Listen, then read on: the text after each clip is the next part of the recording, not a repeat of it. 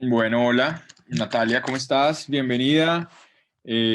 Muchas gracias por vincularte al programa público de Volcán, Relatos de Arquitectura Pluriversa, una clase del Departamento de Arquitectura de la Universidad de los Andes, que estamos colaborando con Germán Peñaranda. Eh, es un gusto tenerte acá. Natalia, bueno, pues es profesora del Departamento de Geociencias de la Universidad de los Andes, geóloga de la Universidad Nacional, con estudios de maestría en ciencias con énfasis en la Autónoma de México y estudios de doctorado en vulcanología física de la Universidad de Massey en Nueva Zelanda. Y también hace parte de un colectivo que yo encontré, con el que me topé hace poco en la Universidad de los Andes, que es como lo más top que hay en este momento en la universidad, que se llama el Colectivo de Ecología Histórica y Memoria Social. Lo pueden encontrar en hmsuniandes.edu.com. Nada, qué lujo tenerte hoy con nosotros. Pues nada, bienvenida y bienvenidas todas las personas que nos acompañan. Natalia va pues, a contarnos un poco más de ella y te puedes introducir un poco más ampliamente. Y tendremos una charla y luego abriremos el espacio también para preguntas y al final, si nos queda tiempo, para que parte del grupo de estudiantes muestre algunas de las cosas que han hecho en las últimas semanas y empecemos como a conectar con lo que hace Natalia. Entonces, nada, Natalia, mil gracias. Te paso el micrófono. Vale, no, pues muchísimas gracias a ti y de verdad, como decía Catalina, muchas gracias por inventarte estos encuentros y pues motivar acá, pues nos acompañan varios amigos también, todos envolcanados, como dice Catalina, y pues creo que eso es lo que nos convoca. Yo pues les quise hablar de algo que normalmente no encuentra un espacio y menos en la academia, entonces estoy muy contenta como de poder romper barreras disciplinares, lenguajes y pues compartirles una experiencia que fue muy enriquecedora cuando estuve en Nueva Zelanda y que fue un trabajo que hicimos conjunto con los maoríes que habitan el volcán donde hice el doctorado. Entonces, pues yo creo que voy a comenzar de una vez pues por el principio. Entonces, pues me avisan si no se escucha el sonido y vamos a arrancar. Se escucha bien.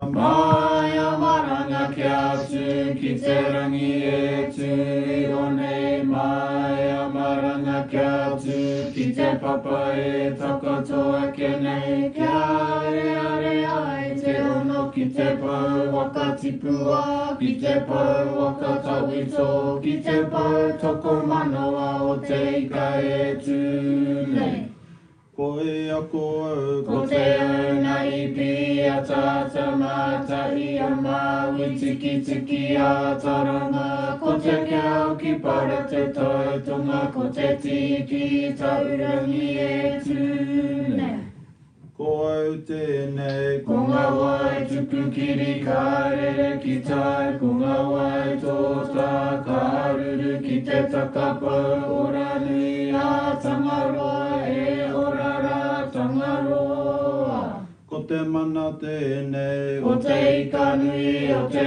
ika roa Oru nuku oru rangi o matua te mana te tūnei Ko au e ai He mana no wai, he mana no rangi papa, he mana no rulo tangaroa no tā waki kia tū mai. Te kaui tipua, he mana no tāne no rongo kia tū mai. Te kaui tangata. Tāuia. Tāuia kia reua, kia tamai te ao maramai. Wano, aro mai te toki.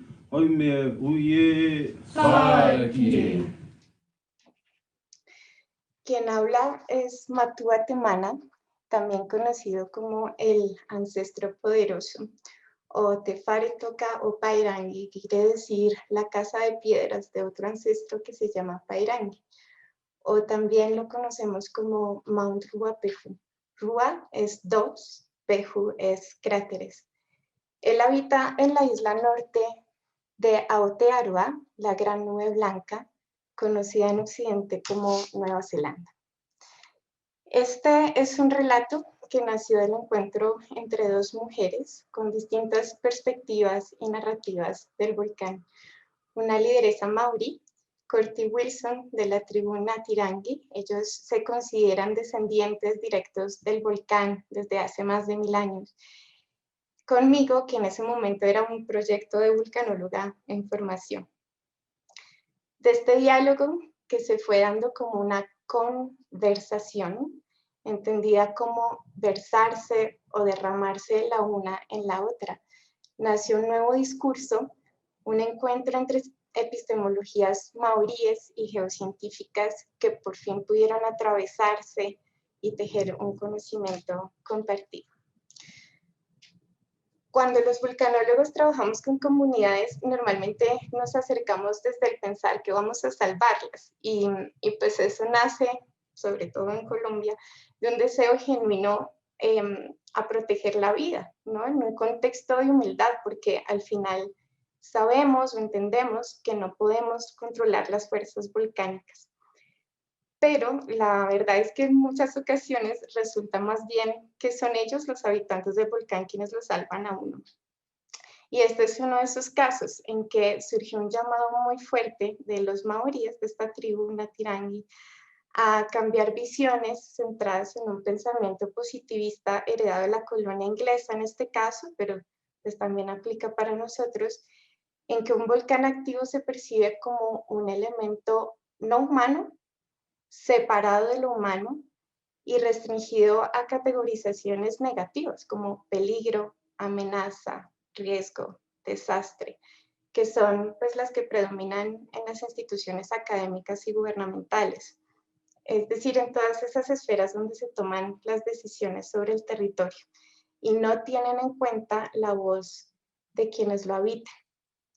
Entonces, ellas me invitaron a buscar más bien formas más comprensibles, más tangibles de acercar conocimientos complejos y de profundizar en las interdependencias entre el vulcanismo y el resto de los sistemas terrestres, a entender las erupciones como esa gran obra maestra, la razón de ser del volcán, sin lo cual paisajes, nubes, atmósfera, vegetación, suelos, prácticamente los fundamentos que sostienen la vida, pues no existirían. En Polinesia, a este compartir la palabra y el conocimiento le dicen corero. Y la idea es que en ese diálogo, que está acompañado necesariamente de múltiples expresiones artísticas que ellos reúnen como capajaca y que actúan como traducciones verdaderas del alma, podemos experimentar la unión en la diversidad, encontrar formas de caminar juntos, de hallar intersecciones, de encontrar lugares comunes y de vencer la falsa idea de separación entre distintas formas de pensar y de pensarse en el mundo. Una de las formas como nos aproximamos a las comunidades desde la vulcanología, pues parte muchas veces desde un concepto sesgado de la educación, porque pensamos que los científicos o los académicos somos los únicos que tenemos algo que decir y que enseñar. Y eso sobre todo cuando salimos de las ciudades y nos vamos a las ruralidades.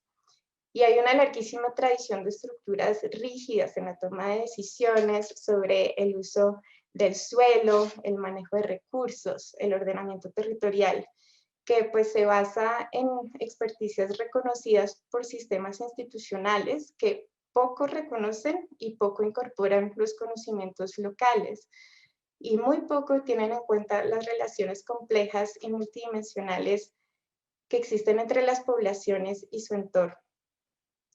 Parte de lo que hacemos sirve para construir este tipo de mapas. Son mapas que manejan colores, que lo que hacen es tratar de categorizar el espacio físico en distintos niveles de peligro, ¿no? Y ahí está grande la zona de exclusión. Pero, y están limitados, ¿no? Por rayas fijas. Y realmente poco tienen en cuenta que debajo de esos colores entre colores y a través de los colores hay historias, hay ecologías, hay memorias, hay lenguajes, hay prácticas, hay narrativas. Hay una de mis poetas favoritas, muy volcánica, es Gioconda Belli, nicaragüense, y ella lo pone en estas palabras: no, nadie poseerá este cuerpo de lagos y volcanes, esta mezcla de razas, esta historia de lanzas, este pueblo amante del maíz, de las fiestas a la luz de la luna, pueblo de cantos y tejidos de todos los colores. Y realmente es que la forma como llega Europa a los territorios volcánicos del Cinturón de Fuego del Pacífico, y me voy a restringir a eso porque estos volcanes son particulares, sé que ustedes están trabajando con otros, estos son especiales, son grandes, son inmensos, tienen historias largas, se han construido y destruido durante generaciones. Y pues fíjense que el modelo un poco de las cuadras nuestras en la ciudad, ¿no? Polígonos rectangulares o como en París en forma de anillos, de todas maneras son formas geométricas que dividen el territorio en un contexto donde no aplica, no tiene mucha armonización con la manera como se construye el volcán, ¿no? Que es mucho más improvisador, pero al mismo tiempo armónico, donde hay aguas que conectan una fuente con un destino en un espacio continuo que va desde la montaña hacia el mar. Y en ese espacio pues se tejen códigos éticos de convivencia, sobre todo en las comunidades indígenas, de convivencia con ese volcán, con el resto de la naturaleza. Es un espacio donde se desenvuelven procesos no lineales en un sistema complejo. En Maorí, entonces, aquí quisiera como transmitirles estos conceptos. El de mana es como la energía potencial que hablamos en física, ¿no? Lo que puede ser. La tierra y el volcán tienen mana, tienen un poder. Tienen Mauri, que es la fuerza vital que nos mantiene unidos en la diversidad e interconectados, y Tapu, lo sagrado y por tanto peligroso. Entonces, los volcanes, pues realmente comparado con las montañas europeas que se levantan despacio durante millones de años geológicos, los volcanes se acercan a los tiempos humanos, los podemos ver con los aparatos que tenemos, ¿no? Podemos ver cómo se construyen, cómo se esculpen, cómo crean su propio cuerpo, y lo podemos ver en nuestras generaciones, ¿no? También podemos ver cómo se destruyen. Tal vez el Mount St. Helens, que es este caso, tanto de construcción como de destrucción, ha sido uno de los grandes educadores en ese sentido, ¿no? Entonces son montañas que son rápidas y que a medida que empezamos a poder leerlas, lo percibimos más, ¿no? Este es un video de un satélite que está mostrando cómo respira la montaña, ¿no? Cómo se infla, cómo se desinfla. Entonces, como dice Bernardo, el volcán es como la expresión más viva del paisaje, ¿no? Y bueno, pues entonces en los mismos intentos de declaratorias de las áreas protegidas, por ejemplo, donde está Fopejo es el Tongariro National Park, las comunidades indígenas han tenido un montón de dificultades en hacer entender cuáles deberían ser los criterios para hacer esas delimitaciones, ¿no? Y cómo no deberían ser cerradas, cómo deberían mantener conexiones, porque hay que reconocer ese poder, esa energía potencial que viene de un útero terrestre, que es pues lo que nosotros llamaríamos acá Madre Tierra, ya le dicen Papa Tuanuku, que debe reconocer esas conexiones irrompibles como el ciclo del agua, esa fuerza vital entonces que nos mantiene unidos en la biodiversidad y geodiversidad, y de lo cual finalmente salimos los seres humanos como hijos de esa historia, de una historia larguísima, y por lo tanto somos como la manera como la Tierra busca conciencia de sí misma y nos invita a protegerla, a cuidar. Este concepto de Kaitiakitanga es como del guardián, ¿no?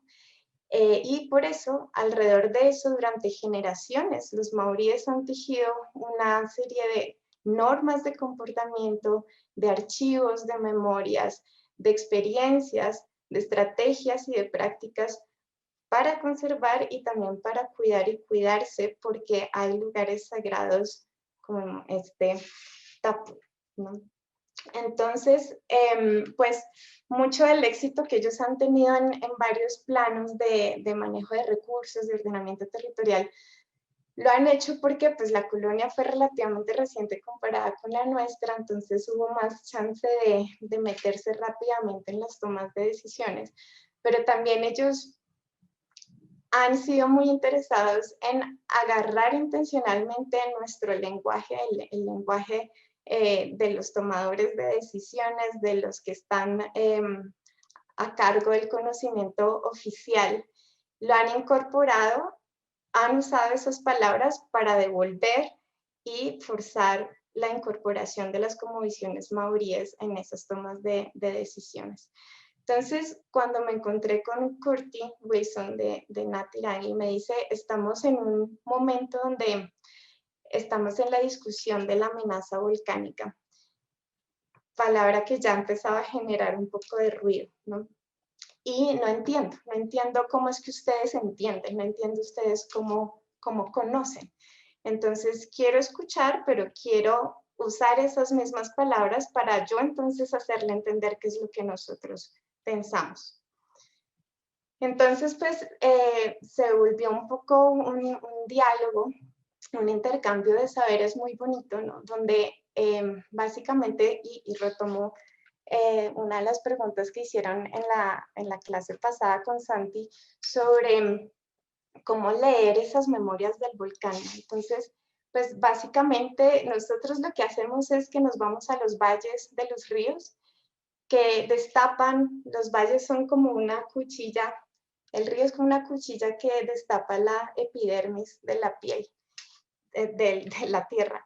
Entonces ahí podemos encontrar esas historias de tiempos largos, ¿no? Y el concepto de tiempo sé que ya ha salido por acá y es difícil entendernos como un segundo en esta historia de 4.600 millones de años en el planeta, ¿no? Cómo nos dimensionamos con nuestras emociones, nuestras angustias, nuestros deseos en una historia que es mucho más grande que nosotros, ¿no? Y de lo cual en realidad en la ciencia nos basamos en la memoria, en el eco, ¿no? En un eco de una expansión que poco entendemos, pero lo único que sabemos es que de lo oscuro finalmente se hizo transparente a la luz y la materia empezó a buscar formas de organizarse y de configurarse, digamos, en algo que tampoco entendemos mucho, pero que mirando hacia afuera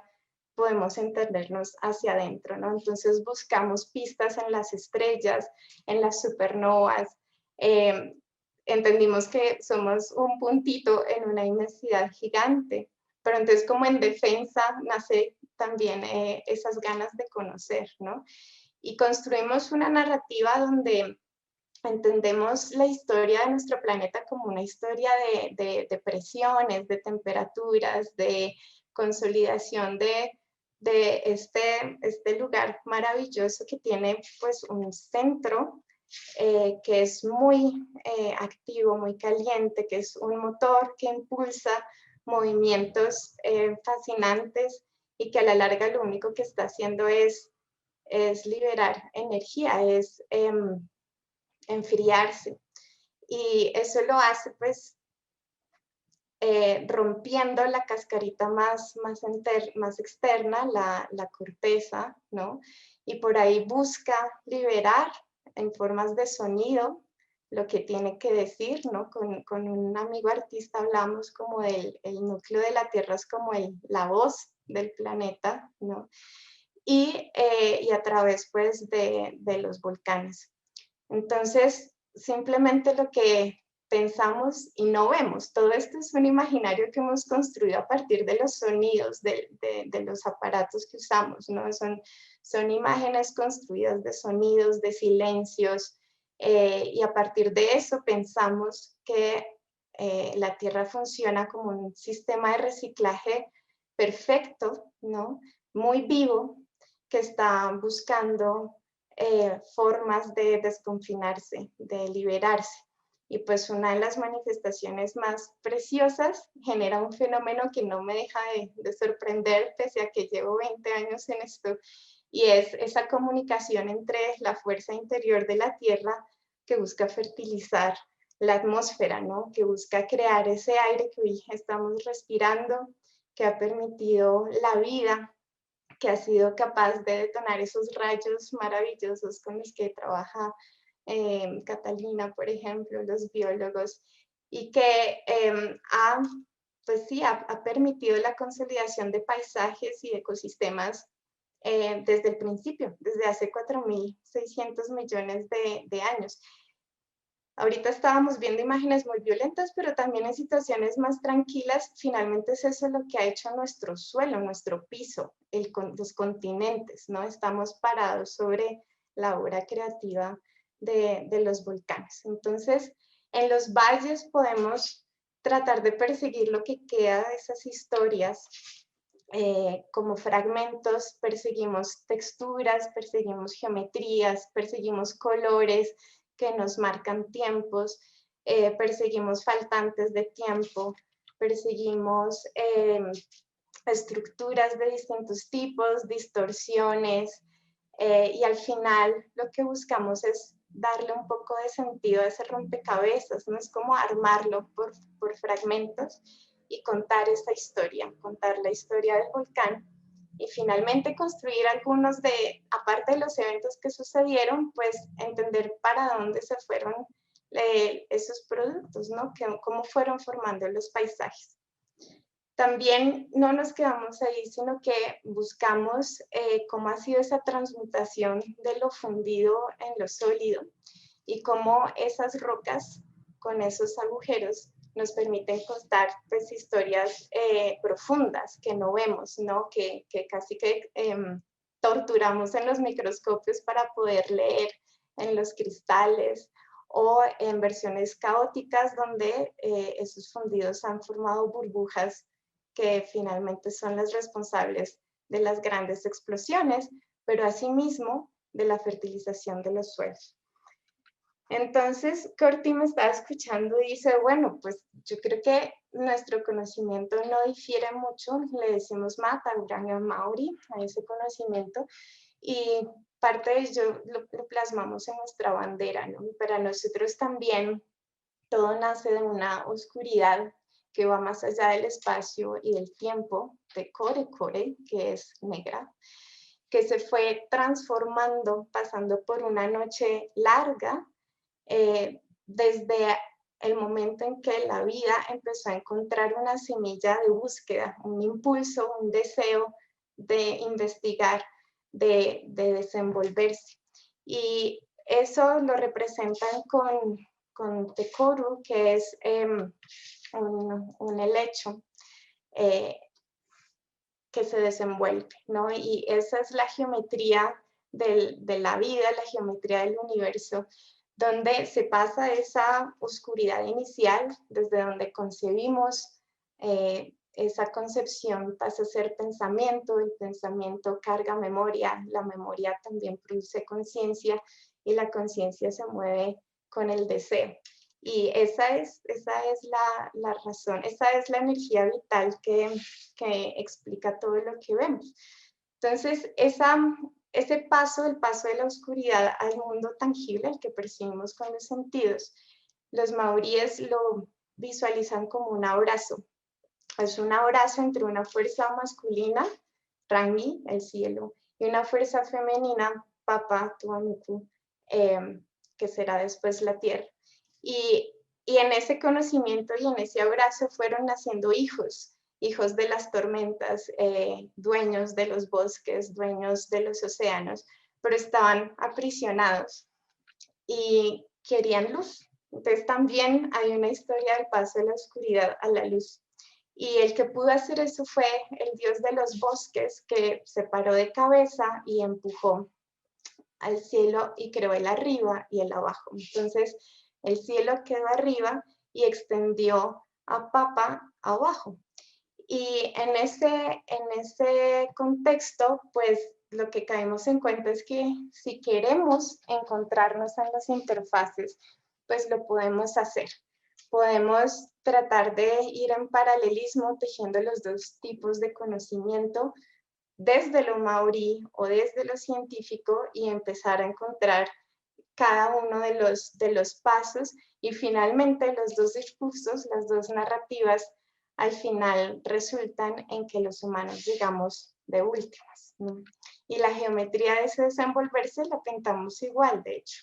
Son espirales que se desenvuelven dentro de espirales, ¿no? Entonces empezamos a ver una posibilidad de no solo de comunicarnos, sino de poder transmitir incluso el fenómeno volcánico. Entonces, en esta historia cosmogónica, cuando se separan, sufrían mucho, ¿no? Entonces los hijos decidieron voltear a la tierra, a Papatuanuku boca abajo, para que no viera el cielo y dejara de sufrir. Y quedó atrapado el hijito más chiquito. Él es Ruaumoko y ese es el dios de los volcanes y de los terremotos. Es decir, tiembla y hay erupciones volcánicas porque Ruaumoko se mueve. Ese es su trabajo. Y gracias a ese trabajo nació el clan de las montañas de la isla norte y estas son. Entonces son volcanes y pues las formas de los volcanes, bueno, en esto yo no sé por qué pasa, pero en todo el mundo, no europeo al menos, las historias de volcanes son historias de amor, siempre hay historias de amor. Entonces, estos también y sus formas tienen género.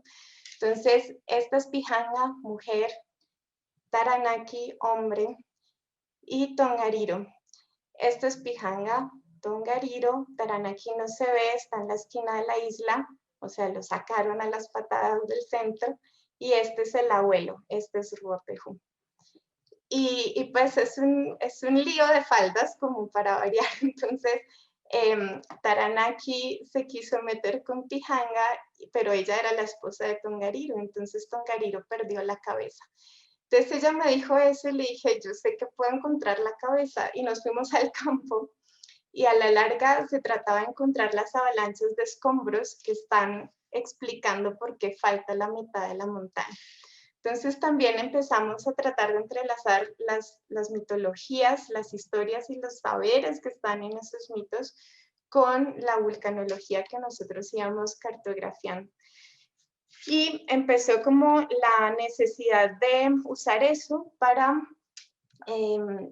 conformar, digamos, un grupo de personas que pudieran adoptar mi lenguaje desde la ciencia, pero tejido a través de sus visiones y su manera de comunicar para hacerse entender en los comités de decisiones sobre el territorio.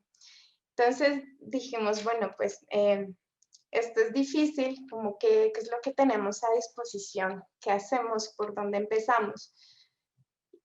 Tenemos a disposición la noción del tiempo en ambas epistemologías, del espacio, de la materia, de la energía, de las fuerzas gravitacionales, inerciales, ¿cierto? Todas estas historias están llenas de impulsos e interacciones y tenemos lo que ellos llaman los 3 canastos de conocimiento.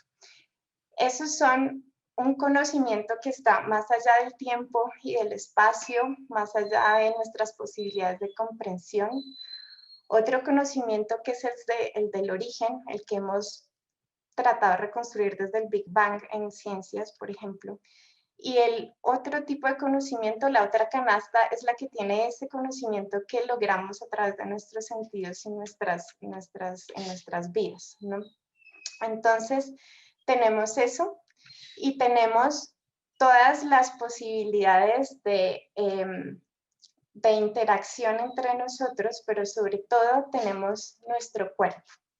Entonces, en ese momento llamé a Juanita, que es mi amiga bailarina, y me enseñó, me habló de esta persona de los años 50 que nos hacía reflexionar sobre la subjetividad y la importancia del ver nuestro cuerpo, de percibir nuestro cuerpo, no como un objeto en el espacio, sino como nuestro propio punto de vista en el mundo, ¿no? No es un objeto en el mundo, sino es desde donde percibimos el mundo, es de donde construimos nuestra visión del mundo, cómo nos atraviesa el mundo, es a través del cuerpo que nos relacionamos con el mundo.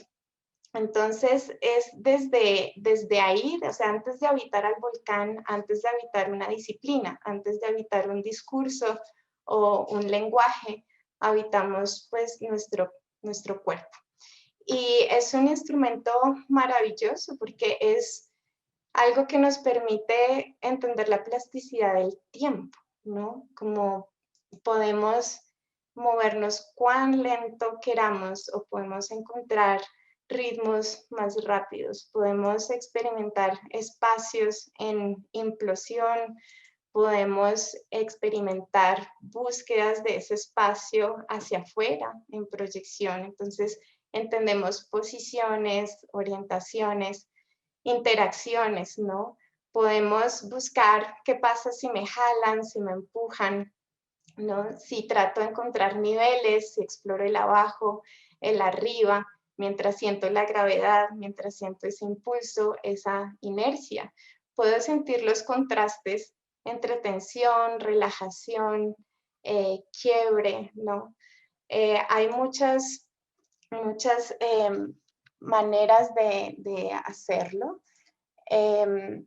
y también esperen que se trabó esto, de experimentar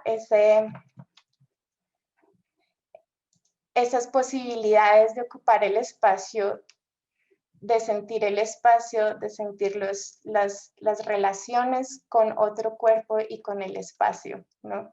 Entonces podemos casi que sentir lo que sentía esa oscuridad inicial, podemos dejar que el cuerpo entienda qué sentían los primeros átomos, entender que debe ser magma, que debe ser organizar ese magma en un espacio, querer desconfinarse, ¿no? Entonces podemos vivir cualidades de las sustancias, de las materialidades, ¿no? Entonces, ¿qué es la diferencia entre algo fluido, ¿no? Algo que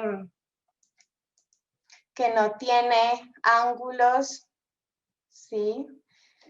Y podemos sentir en cambio cualidades perfectas, simétricas, angulares, ¿no? Y ahí, un momento que colapsó este. Ordenadas como los cristales en el magma. Entonces surgió una posibilidad de tejer desde el cuerpo con ayuda, entonces ella es Corti, ayuda de artistas y pues con la geología en las manos y con el campo. Y empezamos a ver, bueno, ¿y con quién hacemos esto? Pensando en que al final lo que queremos es lograr ese lenguaje para poder pararse frente a los tomadores de decisiones, hablar en los mismos términos, ¿no? Y pues naturalmente tenía que ser con los niños, porque los niños reciben, no tienen barreras, miedos o temores, preguntan, participan, crean y son unos canales impresionantes con las otras generaciones, ¿no? Y se lanzan a hacer lo que estamos proponiendo. Entonces la estrategia fue tratar de contar una historia desde el cuerpo con la danza, con distintos instrumentos de danza, desde el Big Bang, pasando por la consolidación del sistema solar, siempre tejido con las narrativas maoríes, pasando por las montañas, cómo se forman las montañas, entonces cómo funciona la tectónica de placas también, cómo se forma el magma y cómo ese magma va a querer producir un volcán. Entonces, se trató de sentir, de hacerlos sentir, ¿no? Con ejercicios de danza, dejar que ellos hablaran y describieran qué era lo que estaban sintiendo, Después nos sentábamos a conversar entonces y a ponerle palabra a ese conocimiento que ya estaba incorporado. El conocimiento del cuerpo es impresionante y ponerle ya palabras o contenido a eso era muy natural. Había una relación muy directa porque ya experimenté algo, ya viví algo. Entonces ahora sí explique qué es lo que viví. Y con eso había posibilidad de recrearlo. Y recrearlo entonces implicaba arte en todas sus dimensiones. Unas veces eran poesías, otras veces eran dibujos, otras veces eran canciones. Y después de eso ya nos íbamos al campo. Y en el campo era un hilo muy lógico, como ellos llegaban y rapidísimo entendían dónde estaban parados, cuál era la piel de la tierra, que estas eran las erupciones, que el río las dejó destapadas. Y les pregunté, bueno, ¿y qué es esto? Y de una dijeron, pues magma, pero ya lo trataban a uno como, pues, ¿por qué me haces esa pregunta tan boba? Sí, obviamente es magma, y mire que ahí tienen los cristales y ahí tienen las burbujas, y esas burbujas funcionan así y así. Entonces ellos empezaron, era a enseñarle a uno, ¿no? Y eso pues se volvió el momento pues cumbre, donde crearon con ayuda de un amigo músico maorí una canción en maorí, donde contaban todo lo que aprendieron, cómo tejieron los dos conocimientos, todo esto siempre en lengua local.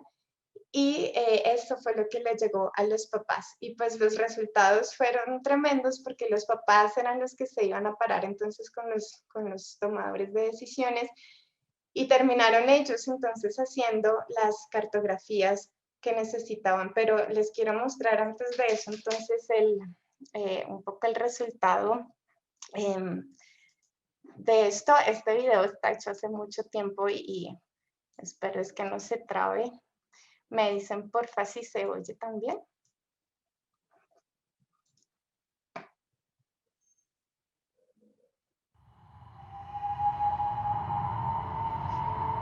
¿Se oye? Sí, sí. Sí, se escucha.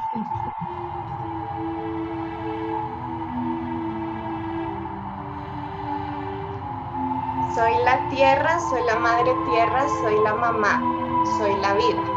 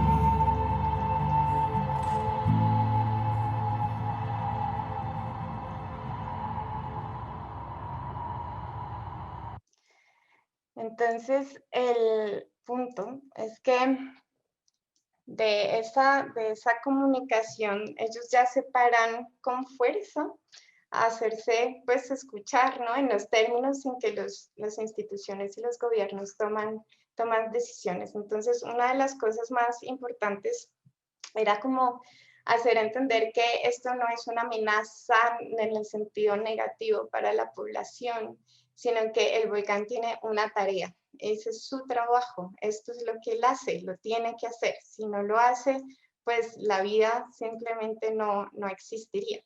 Y si yo me hago en el camino, pues me va mal, pero por eso cuando él tiene que hacer su trabajo, pues hay que dejarlo hacer su trabajo. Y para saber dónde no hacerse, entonces había que cartografiar esos sitios sagrados, los sitios tapu. Uno de ellos es el lago de Guayamoe, quiere decir el agua que está dormida, el agua duerme.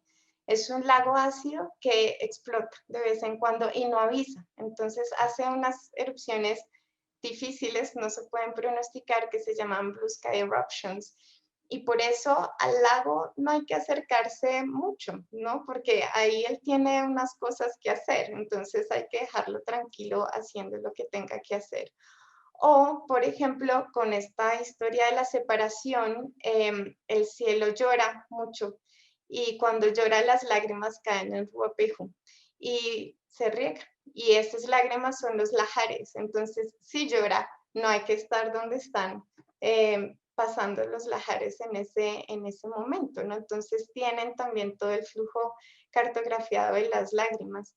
Y el desierto, donde están los registros. Esto es un sitio donde hay que andar en silencio. Ellos dicen que ahí no hay que hablar mucho.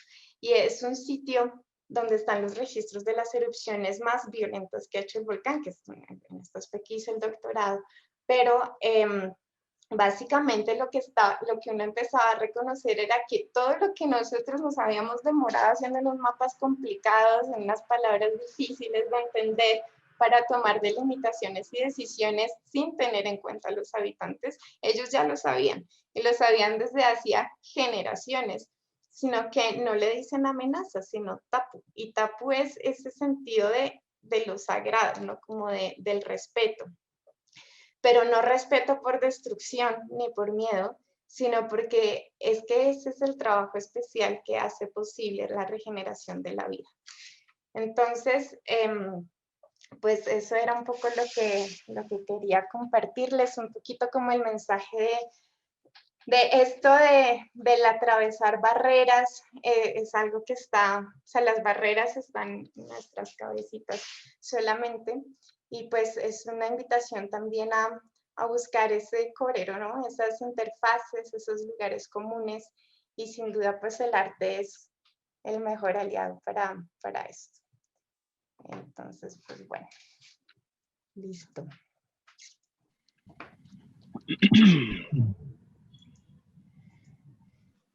Hola. Muchas gracias. Hablando de cuerpos en movimientos, acá estoy en desplazamiento. Natalia, fenomenal. Muchas gracias. Muy interesante. Creo que tocas en muchos... Se te fue.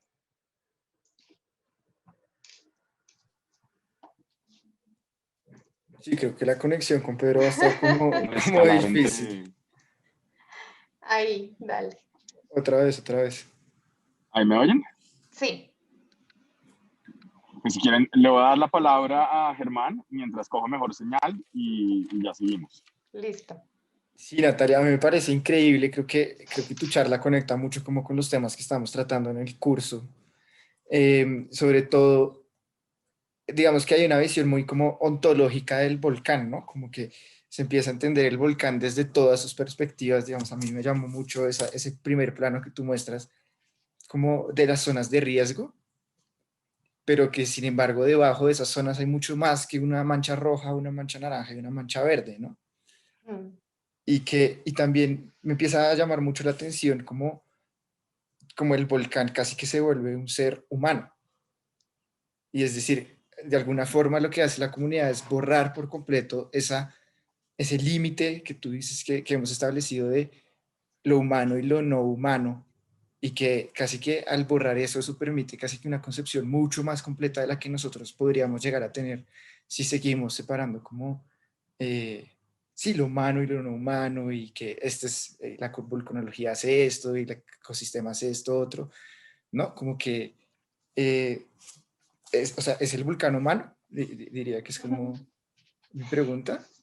Sí, muchas gracias por eso, porque sí, es justamente lo que sucede y es algo que no sucede solamente con los maoríes. No sé, con pues, los que hayan podido intercambiar un poco con las comunidades andinas, pero esto realmente está en muchas de las poblaciones que durante generaciones han habitado los volcanes. Entonces, del andarlos, del vivir, del habitarlos en el sentido más completo de la palabra, se establecen conciencia sobre las interdependencias, ¿no? Como nosotros somos respiración, ¿cierto? Nuestro cuerpo es básicamente agua y elementos que nos llegan por el alimento, y ese alimento depende del volcán, ¿no? Y el aire también depende del volcán. Entonces, es muy común, o el mensaje que casi siempre uno encuentra cuando trabaja con muchos de los habitantes, y no, a veces ni siquiera tienen que ser necesariamente indígenas, muchos de los campesinos que llevan también generaciones ahí lo reconocen y dan cualidades de lectura del medio ambiente que después en ciencia también las encontramos, ¿no? Encontramos por otros caminos, por otros métodos, pero no es que, aquí yo creo que lo importante es que cuando uno se encuentra con el otro, no quedarse en esa tendencia de dar un juicio de valor, ¿no? De usted está mal y yo estoy bien, o usted no me puede demostrar lo que yo sí puedo mostrar, y en ciencias hacemos un montón eso, ¿no? Como de nosotros somos obsesionados con la demostración, con la prueba, ¿no? Como que si no hay prueba, entonces no quedamos contentos, y pues de alguna manera eso también es el motor que nos impulsa a buscar. Pero hay otras maneras de investigar, y pues la naturaleza humana está llena de preguntas, ¿no? Entonces, las preguntas al final siempre son las mismas, no importa de dónde somos, de dónde venimos, las preguntas son muy parecidas, y recae mucho cuando nace la conciencia de la interdependencia, pues en entender que somos parte de una historia, o sea, no estamos separados entonces de la historia geológica, ¿no? Y eso es un poco el gran contraste de la colonia, ¿no? Las ideas cristianas, el mundo judío cristiano separa, ¿no? Entonces, como que el pensamiento sistémico, y que en geociencias también cada vez se entiende cómo es de complejo, cómo son muchas escalas jugando. De pronto el próximo, es que no quiero anticiparme tampoco mucho lo que hablaríamos el próximo jueves con Cata, pero sí hay unas interrelaciones donde finalmente ellos dicen, mire, mi genealogía, o sea, cuando tú te presentas ante un maorí, yo decía, yo soy Natalia, y ellos nunca contestaban así, era como, no, usted no es Natalia, usted tiene que decir, yo soy el río Bogotá, soy el Monserrate, soy castellano, soy muisca con genes no sé de dónde celtas por allá, al final me llaman Natalia. Y así es como se presentan ellos. Y dentro de esa historia genealógica está la canoa, porque pues ellos llegan en las canoas a la isla por primera vez en las migraciones a través del Pacífico. Parece que detrás de una erupción, o sea, la gran nube blanca de Nueva Zelanda coincide las edades con una gran erupción de Taupo, y sale el volcán entonces como parte de sus ancestros. Entonces, por eso es que choca si uno llega y dice, es que vamos a hablar de amenazas volcánicas, ¿cómo así que usted me va a decir que mi abuelo es una amenaza? Claro. No. Wow. Claro, ellos son las conexiones que los hacen posibles, ¿no? Como uno es la conexión que lo hace posible. Sí. Yo creo que eso conecta mucho con uno de los volcanes que nosotros tenemos en el curso, que es el volcán Pinatubo en Filipinas. No sé no sé si ellos quisieran como pasar y mostrar un poquito de lo que han hecho, porque pues ellos hablan mucho como de los ciclos, así como esos ciclos que nos han formado, como esos ciclos geológicos, y como conectando un poco como lo que tú dices de cómo el volcán también es un ciclo geológico muy grande, pero también se conecta con una temporalidad humana. Sí, es un poco, si los que quieran compartir de Pinatubo, aprovecho un poco que si ven en la imagen de Catalina en Zoom, está el helecho con sus espiralitos dentro, ¿no? Que es la concepción de la que estábamos hablando, ¿no? Entonces, el universo se viene desenvolviendo así, la Tierra sería uno de esos mini helechitos y nuestra vida en la Tierra sería otro ahí adentro, ¿no? Y el volcán tiene unas temporalidades muy particulares cuando se compara, como les decía, con el resto de procesos geológicos, ¿no? Comparado con nosotros, con los humanos, el resto es lento, es de escalas de millones de años. En cambio, el volcán no. O sea, su duración sí es de cientos de miles y a veces de un par de millones de años. El Ruiz tiene 2 millones de años. Pero la actividad sí es perceptible en nuestras escalas humanas, ¿no? Entonces, por eso son esos elementos tan raros, ¿no? Pero, o sea, raros no porque sean poco comunes, al contrario, sino porque conectan las temporalidades que son difíciles de ver desde otra perspectiva. No sé, los de Pinatubo. Hola Natalia, ¿cómo estás? Hola. Bueno, nosotros queríamos decir que pues sí nos sentimos súper identificados con toda la presentación que hiciste, ya que pues se mezcla esto mitológico pues con lo científico, que es lo que nosotros estamos intentando hacer con nuestro volcán, con la tribu Aeta, ¿sí? Nuestro volcán queda en Luzón, en Filipinas, en donde una comunidad una comunidad indígena que pues anteriormente era nómada, ellos también tienen una relación con este volcán, digamos, leyendo, nosotros nos basamos en un mito que encontramos sobre esta comunidad y su relación con el volcán. Entonces la queríamos como relacionar y está también, cuando lo estábamos leyendo teníamos esta pregunta entre, hay un personaje, un dios del océano que se llama Baco Baco, que es el que realiza esta erupción, o sea, por el cual se causa la erupción. Entonces nosotros al inicio nos preguntábamos, ¿este Baco Baco será bueno o malo? ¿Sí? Porque causa destrucción, nosotros lo veíamos así, ¿no? Causa destrucción en sí. Pero pues en sí, el dios del volcán no es él, el volcán se llama Napoleon Mari, una cosa así, no me acuerdo bien el nombre. Y lo que es Baco Baco, o nosotros lo interpretamos, fue más como un desequilibrio, así como una fuerza que necesitaba liberarse, entonces que llega a través del océano, entonces ahí, no sé si ahorita pues compartir algo corto, porque no sabemos exactamente qué compartir, eh, pero digamos queríamos decir como que este Baco Baco era esta fuerza del océano que se metía por la boca del volcán y salía como librando esta fuerza y cambiando el territorio, cambiando todo. Y pues también con lo que tú decías que veían estos aborígenes al volcán no como una amenaza, como uno lo suele ver, también descubrimos que muchos de estos aetas, cuando les dieron como la alerta roja de que se tenían que ir porque pues el volcán iba a hacer erupción y pues se iban a afectar, muchos se quedaron. O sea, muchos dijeron, no, nosotros nos quedamos, o sea, nosotros no tenemos miedo, no le tenemos miedo a esto, ¿sí? Y ya también quería apuntar otra cosa, que era que tú ahorita mencionaste como cuando estabas mencionando una parte de la creación del universo, mencionabas como esta materia que busca formas de reordenarse, como de liberar energía, ¿sí? O sea, esta creación del universo. Nosotros al final, pues de hacer el trabajo, estábamos pensando en como conclusiones y pues pensamos como este término de la entropía, ¿sí? Como de este desequilibrio que al mismo, como ¿cómo se llama? Este desorden, El al que desorden. tiende el universo. Ajá.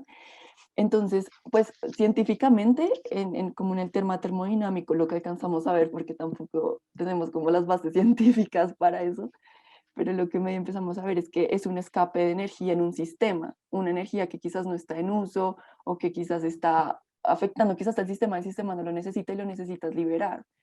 Entonces nosotros lo que pensamos es que esta erupción, lo que comentaba ahorita Germán, nuestra relación con los ciclos, es que digamos esta erupción se repetía pues con los años y lo queríamos ligar a estos fenómenos sociales que pasaban en cada erupción. Entonces, que quizás estas erupciones en los diferentes ciclos, con las diferentes situaciones sociales, quizás eran esa fuerza, ese vaco, esa fuerza que se necesitaba liberar de este ciclo, ¿sí? Como para seguir el otro, como para continuar, para avanzar. Entonces lo veíamos de esa forma. La entropía pues la tomamos de esta forma, no sabemos si es quizás lo correcto, pero lo analizamos como así. Y ya lo último es que cuando tú mencionas lo de las espirales, ¿sí? Como que la vida se desenvuelve en estas espirales, lo de la foto de Catalina González aquí en Zoom. Nosotros lo planteamos inicialmente como ciclos, ¿no? Como que la vida se desenvuelve en estos ciclos, que tienen elementos repetitivos, pero que al mismo tiempo también van cambiando. También. Entonces, nos pusimos como a pensar que no sé si replantear, quizás incluso que no sé si un ciclo sea igual que una espiral, ¿sí me entiendes? Quizás la espiral sea más, sí, también está como este elemento de repetición, de giro, de vuelta, que un ciclo, pero la espiral como que viendo esta foto, como el helecho, no sé, me hace pensar, como que se desencadena dentro de un mismo ciclo, como que un ciclo se desencadena dentro de un mismo ciclo y así sucesivamente, y se van formando espirales, entonces, pues es algo como complejo de dimensionar, pero estamos también pensando en esa parte. Bienvenida al mundo de las complejidades. Sí, también vamos a hablar mucho de esto con Cata. Cata viene desde el mundo de la vida, ¿no? Yo vengo desde el mundo de la roca, pero estamos interrelacionadas en ese sentido. Entonces, el próximo jueves volvemos a tocar esto, pero sí, o sea, todo lo que, a ver, hay que igual tener cuidado un poco, yo creo, con interpretar demasiado, porque a veces si uno no, o sea, muchas veces hasta no vivir ahí dentro y no apropiarse también como un poco del lenguaje, ¿no? La lengua, en este caso es el terreo, es mucho más allá que la identidad cultural, ¿no? Es toda una concepción del mundo que está transmitida a través de estos sonidos con los cuales uno pues, se involucra tanto que al final yo creo que uno después de 4 años allá uno no termina hablando inglés, uno habla la mitad de la frase está en inglés y la otra mitad está en maorí porque encuentras casi palabras que explican, ahorita que antes de empezar la clase Pedro estaba pidiendo expandir el lenguaje, en realidad hay unas limitaciones de los lenguajes nuestros, ¿no? O sea, son riquísimos para ciertas cosas, pero para otras necesitamos acudir a otro que tal vez lo describe mejor. Y en este sentido, pues lo que podemos hacer es desde afuera tratar de buscar esas interdependencias como lo que ustedes están haciendo. Ese encuentro de elementos es poderoso, el agua y el magma. Es uno de los mecanismos más espectaculares de lograr algo que no se lograría de otra manera porque la naturaleza tiende a la entropía, efectivamente, tiende a buscar un equilibrio que poco lo logra, pero cuando lo logra está tranquila, dura un rato y luego vuelve y se desencadena el siguiente proceso, pero justamente porque eso es como el motor de los cambios, ¿no? Y algo que yo creo que sí tenemos todos claros, no importa de dónde estemos armando el modo de construir conocimiento, es que la permanencia es estática y lo estático es muerte, ¿no? Entonces, la vida necesariamente implica una transformación constante y esas transformaciones implican liberar energía justamente. Entonces, hay algo que es muy especial y es cómo hacemos que algo derretido, que debería ser entonces plástico, se logre romper, ¿no? Entonces algo que es lo que está saliendo en los volcanes, esta fuerza magmática dúctil, maleable, ¿no? Como esta miel viscosa, es lo más parecido a un magma, es la miel. ¿Cómo hacemos que eso se rompa? Y hay dos, bueno, hay más, pero hay unas de las maneras como más logramos hacer es, si lo destapamos rapidísimo, entonces no aguanta ese esfuerzo, ¿no? Y se congela, y al congelarse se rompe, o lo congelamos con temperatura, y el agua es muy buena en hacer eso. Entonces, si en el camino se encuentran, si en el camino de salida, que es lo que quiere el magma finalmente para liberar esa energía interna de la Tierra, encuentra agua, se logran unas explosiones muy especiales, que son las que están haciendo emerger islas, por ejemplo, ¿no? Los que tienen Ferdinandea por ahí, la Tonga, ¿no? Entonces, todas estas islas, y pues muchas de las islas del Pacífico, si alguno de ustedes por alguna razón está en Medellín o quiere ir a Medellín pronto, vayan a la Galería Policroma y ven la obra de Bernardo Montoya, porque justamente es ese viaje entre esos territorios insulares volcánicos, donde la montaña emerge finalmente, ¿no? Y lo mismo, se construye, esculpe su propio cuerpo. Entonces, no es malo ni es bueno, es, ¿no?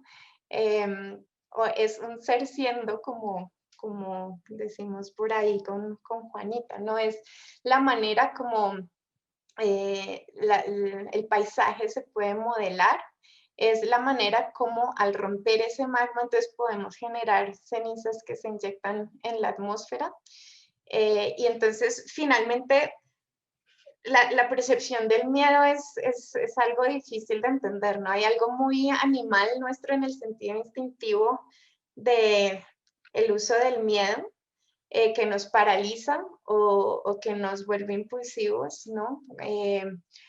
Pero también es una manera de manejar el respeto, ¿no? Y entonces ahí yo creo que es un asunto de que tanto puedo convivir con esta naturaleza, que lo que pasa es que es majestuosa. O sea, si ustedes en algún momento tienen la oportunidad de ver una erupción, eso uno ahí se siente chiquito en la vida, ¿no? Como que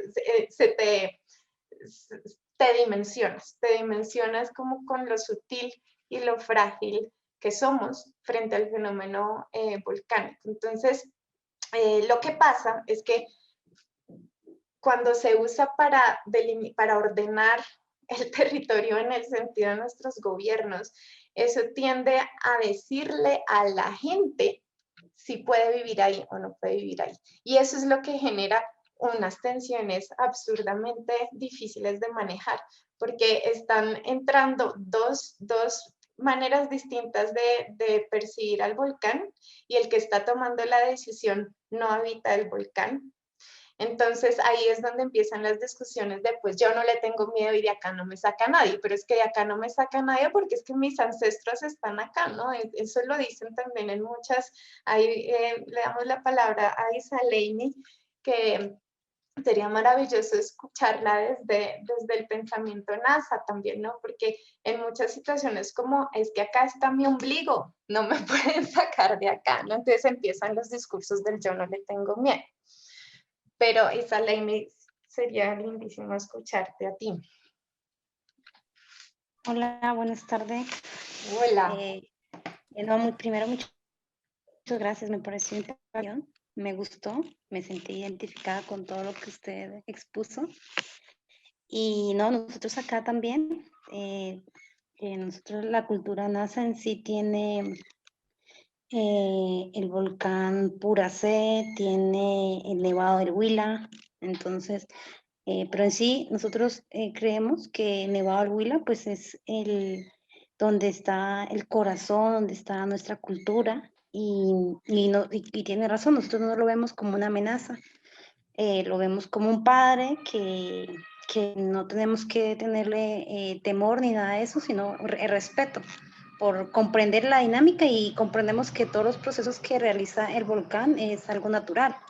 Y nosotros lo que tenemos que hacer es comprender cómo vivían nuestros antepasados y asimismo generar resiliencia comunitaria ante el volcán. Cuando hay erupciones, recuerdo que los mayores decían, ¿y por qué tener miedo si es algo natural? Lo que tenemos que esos son como síntomas de lo que él, o señales que él nos está dando, si estamos actuando bien, si estamos comportándonos según nuestra ley de origen. Y en sí, nosotros lo que tratamos de hacer y en el último proyecto era buscando entender y comprender la dinámica de todo. Y inclusive el Servicio Geológico había hecho un estudio y habían encontrado, llegaban a la misma conclusión, con otro lenguaje, pero llegaban a la misma conclusión. Entonces, también, o sea, el mensaje que realiza Natalia es importante porque pues en gestión del riesgo, en ordenamiento territorial, se debe comprender esos dos pensamientos, comprender esas dinámicas que son diferentes, pero que tienen una explicación desde la ontología, desde lo científico, tienen una explicación, o sea, y lo que realizaban acá era, también hacían rituales para que se calme, porque decían que estábamos generando desarmonías, y no, entonces cuando yo vi la presentación suya, yo dije, como si estuviera hablando del Puracé o del Nevado del Huila, porque es prácticamente lo mismo.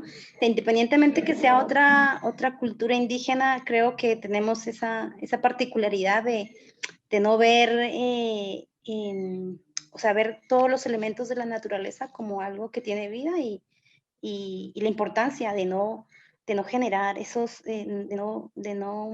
¿cómo decirlo? De no hacer choques o no verlo como un enemigo, sino verlo como alguien que está ahí, pero de todas maneras, como decían mis mayores, la naturaleza ya está ordenada, los que debemos ordenar no somos nosotros. Sí. Muchas gracias. Eso que acabas de decir es maravilloso. Antes de darle la palabra a Cata, porque también retomándolo de la entropía, las leyes de la termodinámica son creaciones humanas, ¿no? O sea, es la manera como los humanos hemos explicado lo que vemos, pero de ahí a que eso sea así, no sabemos porque limitamos los sistemas y la naturaleza es abierta. Lo que pasa es que es muy compleja y muy difícil de entender, entonces nos conviene artificialmente delimitar y en ese espacio y en ese tiempo tratar de estudiar procesos solo, no porque queremos batallar con qué es verdad y qué no, sino porque es divertido. Es como por qué se hace matemáticas, porque es divertido, no es porque vayamos a salvar el mundo con esto, ¿no? Y pues sí, Isa, yo creo que una cosa que nos pasa, se burlan de los geólogos, por ejemplo, cuando dicen pues que ustedes parecen hablando con las piedras, y pues sí, y las rocas empiezan a adquirir, empezamos a desvelar un poco el lenguaje de las rocas y ahí hay un montón de historias, entonces es imposible verlas como algo. Yo creo que esto que nos enseñaban, al menos en mi generación hace mucho tiempo, del mundo mineral y el mundo animal separado, eso en la mayoría de pensamientos ancestrales no venía siendo así, ¿no? Entonces el asunto de descolonizar conocimientos sí que es un llamado grande también. Cata.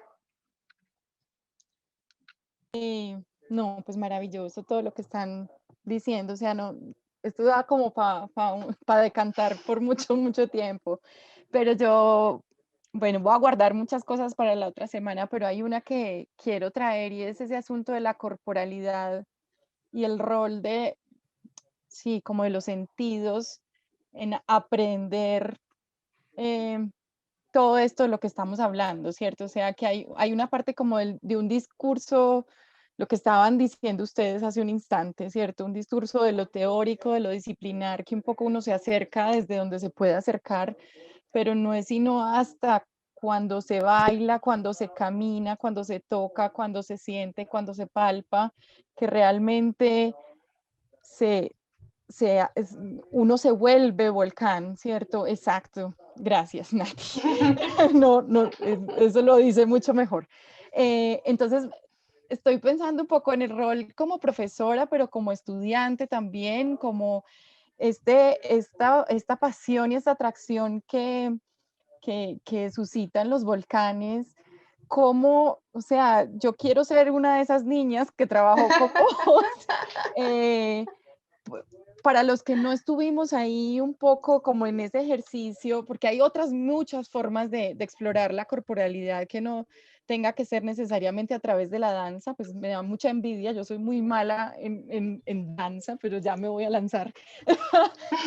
Pero quería como preguntarte sobre el rol de esto, de la corporalidad como un camino para conocer estos volcanes, el caminar. Tú hablas mucho del caminar, ¿cierto? De caminar la montaña, de eso que estás diciendo, lo mencionaste mucho durante tu charla de perseguir la presencia, pero también la ausencia. Este asunto de los sentidos, como qué rol le das en el aprendizaje y en acercarnos a estos conceptos, me parece que es muy lindo lo que presentas.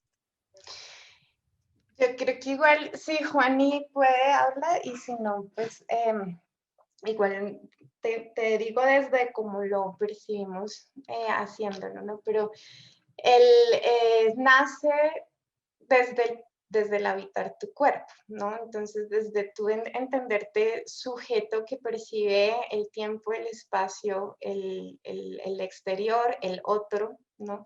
Y ese lenguaje corporal es tremendamente poderoso. Esto se ha trabajado realmente mucho y pues yo tomo cosas desde los años 50, pero la danza ha estado que creo que desde el principio, ¿no? Desde que hay palabra también hay danza, es otro lenguaje, el lenguaje no verbal es impresionantemente, o sea, es otra manera como el cerebro está recibiendo esos impulsos del mundo exterior y entonces es otra manera de traducir ese mundo que percibo y mi lugar en ese mundo también. Entonces es el llamado un poco también al concientizarse sobre ese lenguaje del cuerpo. Era mucho más fácil, mira que en este rollo que estoy mostrando justamente en este momento no hay nada de coreografía, no hay que saber bailar, sí, ese es a veces el temor cuando uno habla de danza, ¿no? Es simplemente experimentar qué es lo que puede sentir mi cuerpo cuando hay una guía hacia un impulso. Y ver cómo es la conexión de procesos, de pasos entre algo que me lleva consecuentemente a otro movimiento y me permite explorar y anticipar qué es lo que puede salir después. Por eso el tema de la improvisación hace parte, son simplemente formas de experimentar un sonido o una imagen, por ejemplo, la imagen de las placas tectónicas rompiéndose o la imagen del magma fluyendo, la imagen de la burbuja que se quiere conectar con una burbuja. Entonces, cuando tú los vas llevando con imágenes hacia vivir o recrear procesos, el cuerpo entiende mucho antes que la cabeza, ese es el punto. La mente es una construcción social. Nosotros tenemos unos discursos que se han tejido culturalmente. El cuerpo es un poquito más inocente en eso, ¿no? Es un paso atrás, es un paso sin tanta construcción cultural, aunque lo es, ¿no? Ya, no sé Sí, si claro, que Juan por está eso por ahí. dicen todos los que trabajan neurociencias y demás, que el arte es la ruta directa pues a conocer, Conocer. porque es justamente, te conecta con las partes básicas del cerebro, pues de los orígenes de la vida misma. Entonces, sí, Sí. yo creo que eso es una cosa muy potente que tal vez hemos subestimado mucho en la academia, como que uno podría repensarse y que de hecho esta pandemia sí que nos lo ha dejado bien claro, de que como ahí sí que estamos imposibilizados, pues ya no nos podemos ni ver pero sí, me llevo eso como para la casa, para pensarlo mucho. Muchas gracias, muy bonito. Paula. ¿Ahí me escuchan bien? Ujú. Bueno, pues digamos que pues con mi compañero nosotros tenemos como caso de estudio Sursi, el volcán de Sursi, y digamos que lo hemos relacionado bastante, tanto digamos como con tu charla como con los comentarios que han venido surgiendo a medida de la clase. Y pues digamos que sí, nosotros también vemos todo el tema digamos que pues desde un inicio que, digamos, nuestro volcán surge como, digamos, como, o sea, nuestra isla surge a partir como de la erupción del volcán y ya es cuando se van conformando también como cada una de estas islas que emergen como desde esta profundidad como del océano y ya es cuando como que a partir como de esta explosión es cuando se empieza a generar como este origen también como del que hablabas, que digamos, por ejemplo, en este caso, lo que más hace referencia es que, y digamos que también los científicos, de hecho, han tomado, digamos, esta isla como un experimento. Entonces, más que todo lo han visto como esa oportunidad para conocer cómo ha sido el origen de la vida. Entonces, digamos que lo que ellos han hecho es, digamos que no surge esta relación, digamos, con el humano como de miedo frente al volcán, como de miedo frente a que no se puede generar una civilización en esta isla, debido a que en cualquier momento el volcán puede hacer erupción y, no sé, de pronto como desaparecer como todo lo que hay alrededor, sino lo ven más como una oportunidad, como para encontrar estas respuestas, como a ciertas hipótesis, como esta teoría del origen. Entonces, digamos que es bastante interesante porque digamos que lo que ellos, la relación que ellos generan con esta isla no es tanto como de convivencia, no es tanto como de entrar a, ya sea como a invadir o incluso a convivir con las especies que poco a poco van llegando a la isla, sino lo ven más hacia el lado como de, es un área protegida. Entonces es un área que el humano no debe tocar, que el humano entre como que más se encuentre lejos de esta área va a surgir mucho mejor. Entonces ellos no quieren como digamos que el humano pueda llegar como a intervenir y que en cierto modo pueda alterar estas relaciones que poco a poco se van generando y como llegar a alterar las posibles variables del experimento.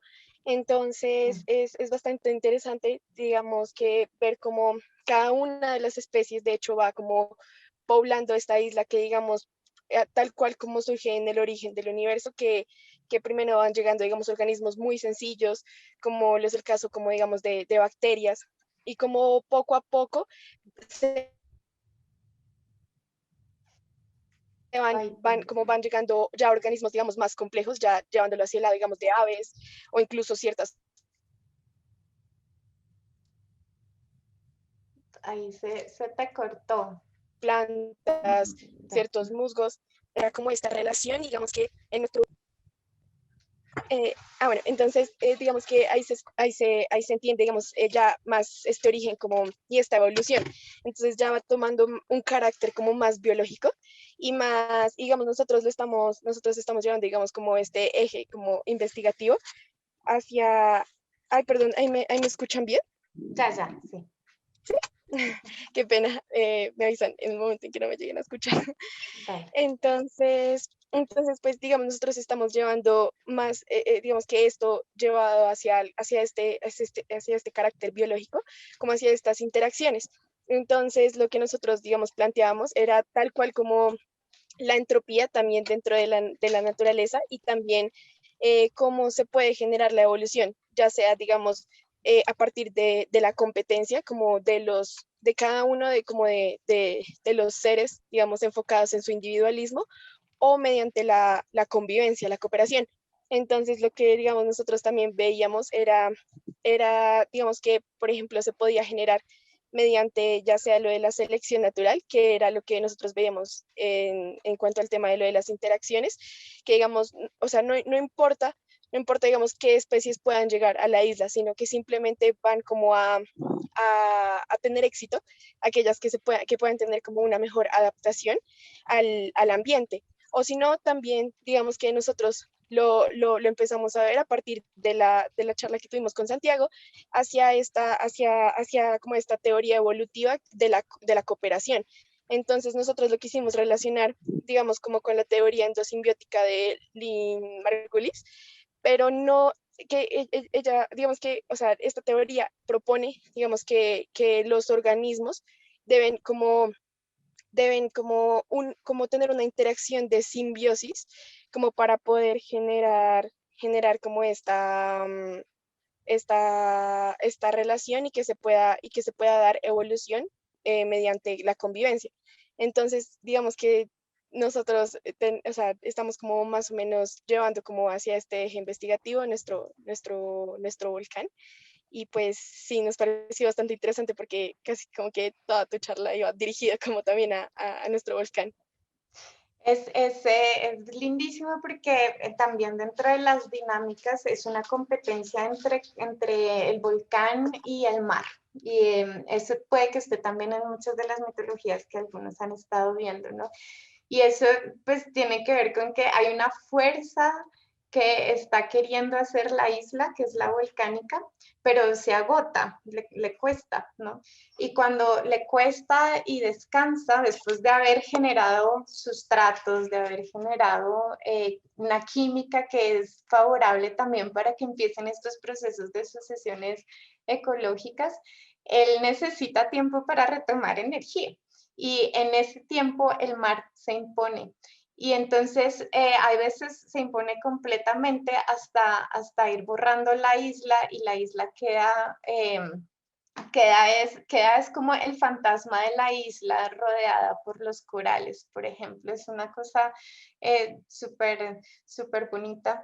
Pero iba un poquito a que nosotros pues siempre también se burlan un poco de cómo uno no para así me imagino que cada quien desde su disciplina, ¿no? Pero uno modula la mirada del mundo a través de lo que conoce, ¿no? Entonces uno ya no puede ver el agua quieta, sino que uno está pensando todo el tiempo cómo es que están sucediendo las interrelaciones en el agua. Pero a lo que iba es que allá abajo en el mundo submarino, esta no es la mejor imagen del mundo, pero bueno, están sucediendo un montón de procesos de liberación también de elementos químicos que han sido aprovechados desde el inicio de la vida en la Tierra, ¿no? Y son los organismos que empiezan a vivir ahí son supremamente, les decimos extremófilos, porque es que no es fácil vivir al lado de las emisiones volcánicas, ¿no? Y son unos seres que parecen de otro planeta, pero en cambio ellos son los que han estado más en este planeta, mucho más que nosotros. Y si va, entonces, como si fuera el vulcanismo y todas las emanaciones volcánicas fueran realmente más una oportunidad para la vida que para la muerte. Y eso es un poco lo lindo también de hablar con los biólogos y con los paleoecólogos como Cata, porque digamos que ¿qué pasa? Que desde mi mirada geológica, yo estoy detrás de los vestigios, por decirlo así, como de lo que se sepultó, ¿no? De lo que tapó, de lo que esto, ¿no? Entonces, sí de generar sustrato, pero también del oscurecer y al taponar implica muerte. Pero eso es solo un pedazo de la historia, ¿no? Y hay pedazos de la historia que no vemos necesariamente en el registro geológico y que es mucho más completa y podría ser mucho más fascinante, y es entre esta capa y la otra hay un montón de vida. Un montón de vida. Y eso es un poco lo que se puede leer en los troncos de los árboles, en las cavernas, en el polen, ¿no? De eso también quizás hablaremos después.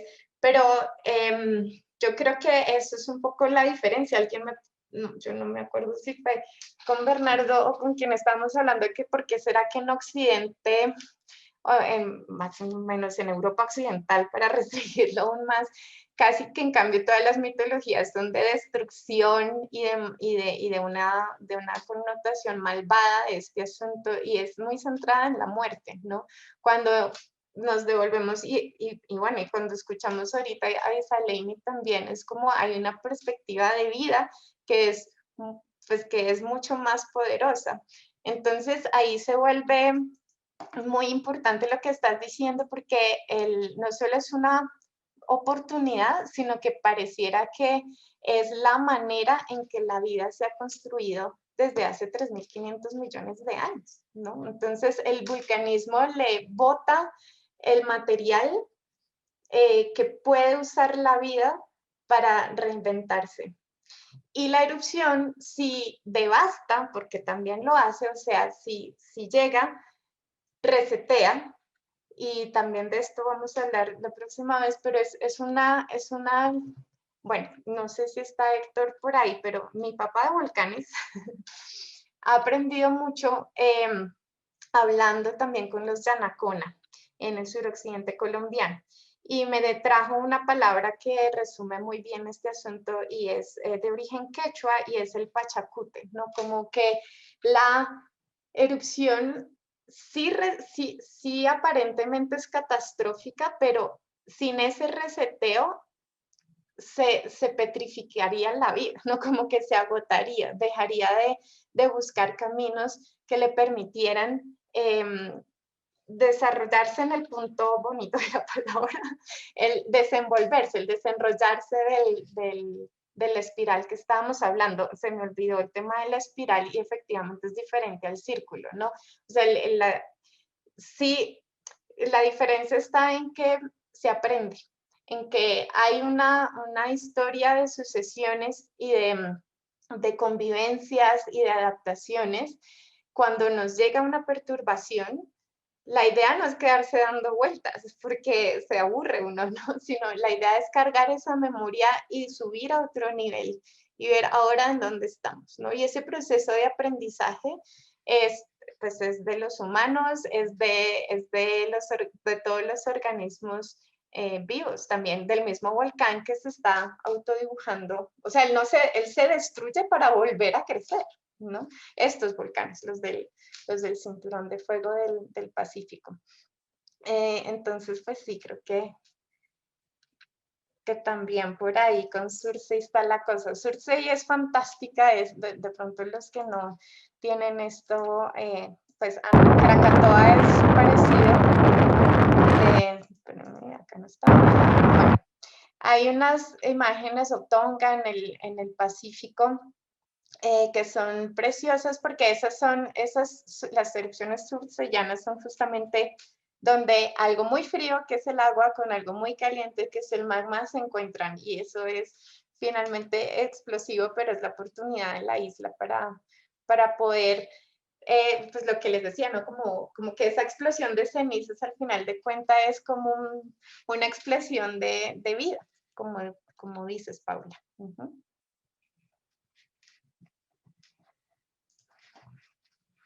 Bueno, no sé si Sí, Juan David. Juan David. Hola, perdón, hola Natalia. Hola. Bueno, me encantó la charla, muchas gracias. Me gustó pues cómo empezaste como, bueno, esa parte como de las mitologías, y bueno, que dices que como científica, bueno, lo siento que algo que pasa muchas veces es que la ciencia simplemente como que desestima el mito, pero pues como que el momento en el que entras como en contacto con la cultura y empiezas como a estudiarlo, y lo que dijiste como, bueno, el mito dice que la montaña perdió la cabeza, pero pues tú dijiste como, bueno, la cabeza está en algún sitio de la montaña. Me parece increíble. Y bueno, yo estaba trabajando con Ferdinandeo. Esta isla, bueno, el volcán como tal se llama Empedocles, la isla pues ha tenido varios nombres. Y bueno, como que me llevó a trabajar como con otros mitos como de islas que han sido como cartografiadas, pero pues ha sido como un error o como que después no está en el mapa. Y pues porque me parece muy curioso como esa isla que estuvo solo 6 meses sobre el agua, pero pues casi causa como todo este conflicto. Y bueno, igual que los otros dos volcanes, también ha estado como muy en contacto con el agua, porque básicamente es el océano como el que diluye estas islas. Y a través de los años como que la isla ha intentado volver a formarse, pero el océano sigue como desintegrándola. Entonces me parece como algo bastante curioso. Y algo que lo tomé un poco como un chiste entre el océano y el volcán, pero pues es la entropía, es que la isla pues llega como a 8 metros, 5 metros de alcanzar como la superficie, pero pues siempre sí, o sea, intenta como volver a formarse, pero siempre está como en este constante juego, Tensión. no sé qué, no sabría cómo llamarlo en otras palabras. Sí, y la Tierra es así, ¿no? Son sistemas aparentemente en conflicto, pero no están en conflicto, sino que pues hay uno que tiene un trabajo un poco más importante de pronto que hacer en ese lugar que el otro, ¿no? Pero el asunto de las cartografías es tremendo, porque lo que hacemos los humanos cuando cartografiamos es tratar de ubicar en el espacio lo que vemos, pero eso no significa que es lo que existe, ¿no? Y el mundo submarino es impresionante. O sea, cuando ya empiezan los estudios batimétricos, por ejemplo, hacer los mapas del Mediterráneo y aquí también en las otras cuencas, de pronto resulta que todo el fondo marino está lleno de volcancitos, ¿no? Y que son volcanes que hacen ese intento, sí, lo hacen. Lo que pasa es que competir contra la presión del agua que está encima es difícil. O sea, al final, realmente el asunto del agua es tremendo. Es una sustancia muy poderosa en la Tierra, ¿no? Y le hace presión en contra a las burbujas del magma, que son las que deberían ser las capaces de hacer crecer al volcán. Pero lo interesante de esa historia es que haya generado toda una tensión política también alrededor de apenas aparece una isla en el mapa, entonces ¿de quién es? Y empieza toda esta lucha por reclamar y plantar la bandera, ¿no? Y es muy chistoso realmente cómo se ve el ego de lo humano ahí, ¿no? Y la sed de poder, la sed de imperio, y la tierra se las quita, se los borra, el mar se los borra, ¿no? Entonces ya no hay isla. Esa historia es tremenda y pues digamos que hay un tipo de volcanes que también es muy lindo con esto, que es pues toda la cadena de Hawái, ¿no? Donde aparte ellos se alimentan de una sola muy particular, pero ese fondo oceánico se está moviendo. Entonces, cuando se mueve todo lejos de esa fuente, pues el volcán se agota y le da todo el paso a que el mar gane. Pero uno lo que ve en superficie es solamente un pedacito de la historia.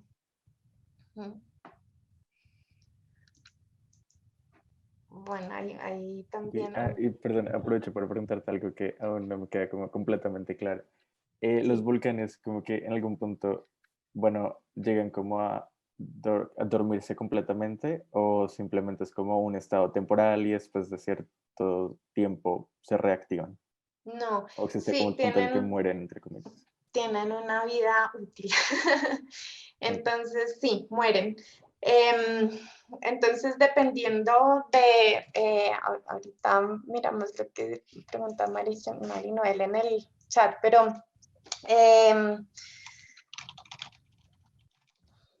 entonces,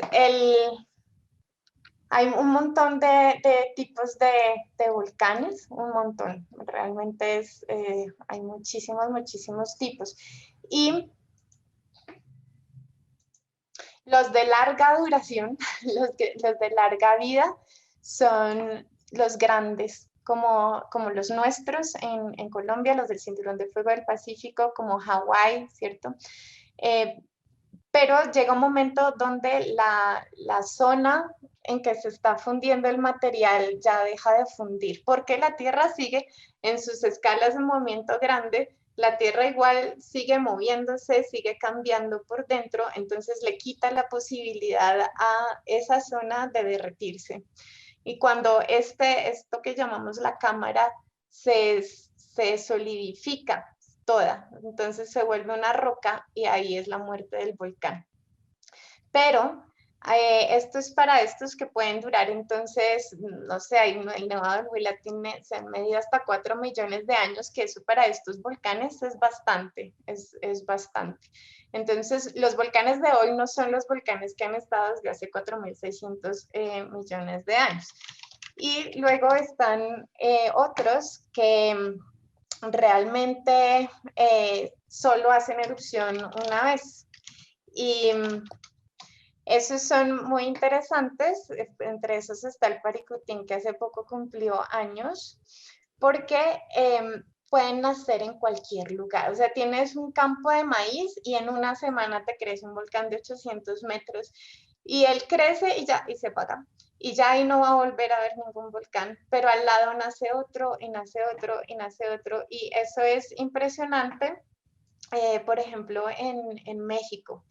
Entonces, esos son los que son de corta duración, pero por debajo el sistema sigue caliente y pues finalmente la Tierra simplemente lo que pasa es que se busca otro camino.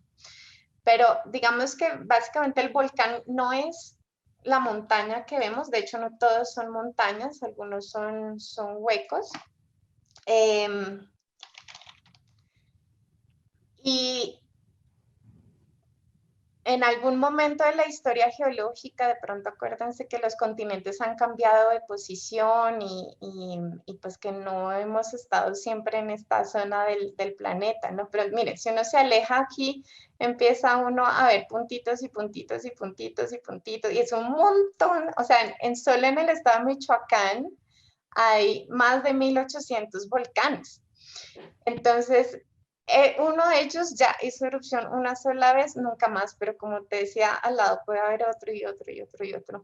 Entonces, depende del tipo de volcanes, pero depende muchísimo de lo que esté sucediendo abajo. Eso. Sí, vale, gracias. Bueno. Y Marijoel, ¿no tienes micrófono? No sé dónde está el chat.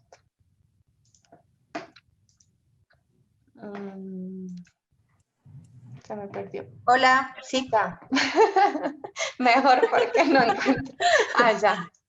No, vale, mira, lo que pasa es que me llama mucho la atención lo tuyo. Tú sabes que lo mío es como los fósiles y pues igual dentro de los mitos creadores siempre está el agua y la transformación de la tierra. Y cuando uno habla con los campesinos, he hablado con algunos indígenas, ellos, como ellos no están divididos, ¿sí? Uno es naturaleza, uno es todo. Entonces ellos ven muy simple el comportamiento de la tierra o el comportamiento de la naturaleza y para ellos es prácticamente obvio y llevan muchos años observando la naturaleza. Entonces ellos, lo que tú decías era muy, muy, muy claro. Ellos ya han visto lo que nosotros estamos tratando de mapear o de buscar los indicios, sino que tienen sus nombres y lo transmiten de otra manera. Pero me gustó muchísimo lo que tú tratabas de mostrar con lo del cuerpo, porque tú haces un ejercicio de la danza y la expresión de la danza, aunque los niños son espontáneos, pueden tener procesos individuales. Entonces tú mostrabas el volcán como un ejercicio colectivo dentro del cuerpo de los niños, comportamiento y su interacción. Pero también la pregunta mía era si tú abordaste también las erupciones, el comportamiento del volcán desde la emoción individual, porque nos mostraste mucho la colectiva.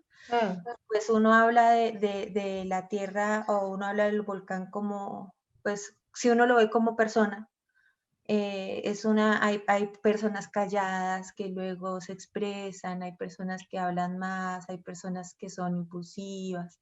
¿Y ustedes cómo vieron ese ejercicio con los niños? Esa individualidad.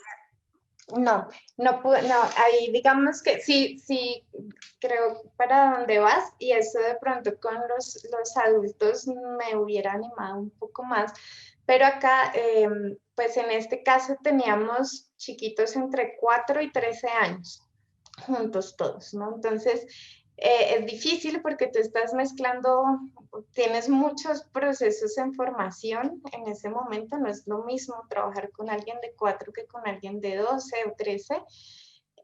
y hay que tener mucho cuidado. Entonces, ese cuidado también es cómo tú los llevas desde la emoción a algo. Es mejor, o sea, yo uso la danza, pero yo no soy formada en danza, ¿no? Entonces, ahí sí creo que hubiera necesitado mucho más a alguien que puede saber tener el cuidado con el manejo de sus emociones, porque en el momento en el que tú te despistas, eso puede volverse totalmente caótico y los chiquitos explotan realmente, ¿no? Entonces, lo que hicimos desde el punto de vista de la personalidad del volcán y el carácter volcánico y los distintos tipos de erupciones y de procesos que se generan en los volcanes. O sea, básicamente todo lo que está en este mamarracho lo hicimos, pero sí lo hicimos en grupo, porque de esa manera los más grandes cuidaban a los más chiquitos, por ejemplo, y había un poquitico más de control, porque el rollo, o sea, estos procesos con el cuerpo, incluso con adultos, pueden ser emocionalmente muy fuertes. Entonces, sí hay que, de hecho, de las situaciones más difíciles ha sido con jóvenes de 20 años. Y en ese sentido, no, digamos que ahí es tabú. Hay que saber acercarse porque si no se desbordan, se desbordan. Es impresionante esa conexión, Sí, emoción, sí, sí. emoción, acción. Déjame hacerte una pregunta. Tú eres una persona que está muy educada en el comportamiento de los volcanes desde la parte técnica y la geología, aunque tú tienes una forma de ser que permite que tengas la sensibilidad hacia la cosmogonía y hacia la expresión de las otras culturas. ¿Hubo algo dentro de la cultura en la que tú trabajaste que para ellos era obvio y aunque tú eras una profesional especializada no lo habías visto y fue una sorpresa demasiado fuerte para ti? Sí, el azufre.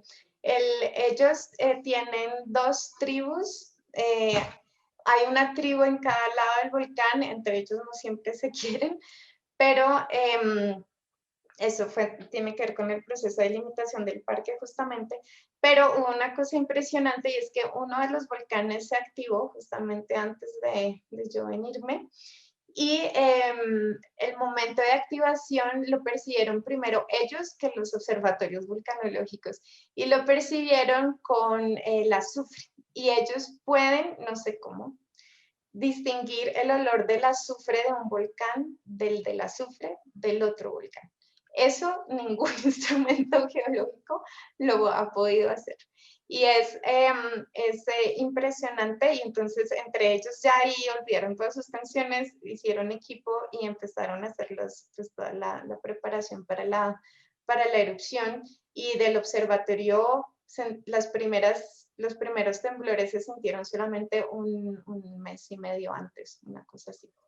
Entonces, sí, o sea, en realidad hay muchas sorpresas. Lo que pasa es que muchos de esos intercambios necesitan más tiempo, ¿no? Como que ojalá uno tuviera más tiempo para aprender de ellos. Gracias. Bueno, Pedro, yo no sé dónde Hola. estás. Allá. ¿Me oyes? Sí. Sí. He estado juicioso escuchando todo el tiempo. Muchas gracias por hacer todos estos enlaces. Creo que, y también gracias a Pinatubo, Sursi, Fernandea, bueno, y las demás personas que han participado, porque yo creo que han tejido varios diálogos entre volcanes y justamente esa es un poco la idea del curso, como encontrar que cada volcán tiene su especificidad, se sitúa de una manera. Y a través, no sé, de diferentes medios es que se revelan sus particularidades y luego entre ellos dialogan, ¿no? Y se conectan. Y esto me parece que lo que nos estabas contando hoy, un poco la conversación que estaba escuchando, resuena con algo que estaba viéndolo ayer en Instagram de un arquitecto que murió hace poco, que se llama Jonah Friedman, que publicó unas imágenes que había dejado en su apartamento en París, unos dibujos, que son 4 imágenes. Uno que decía, la primera verdad simple es que no podemos comprender el universo. La segunda verdad simple es que no necesitamos comprender el universo. La tercera verdad simple es que somos capaces de imaginar un universo que se parece a nosotras o a nosotros. Y la cuarta verdad simple es que la imagen que hacemos del universo conduce a conocernos mejor o a conocernos, ¿no? Y un poco lo que me parece pues, muy emocionante acá es desde la ciencia misma estar incorporando otras comprensiones del mundo geofísico para poder completar esa imagen, ¿no? O para poder intentar, sí, abrirla más.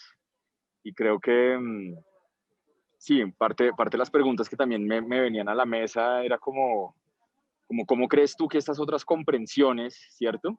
De las que nos has hablado hoy, en tu caso es muy claro, pero cómo se están incorporando en la ciencia en general, ¿cierto?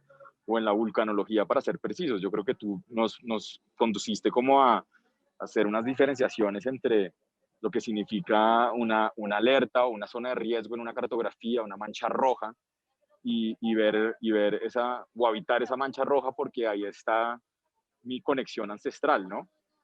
Entonces, tú desde la ciencia, y un poco resonando con la pregunta anterior, ¿cómo ves que estas otras comprensiones están permitiendo que la ciencia misma se comprenda mejor como disciplina?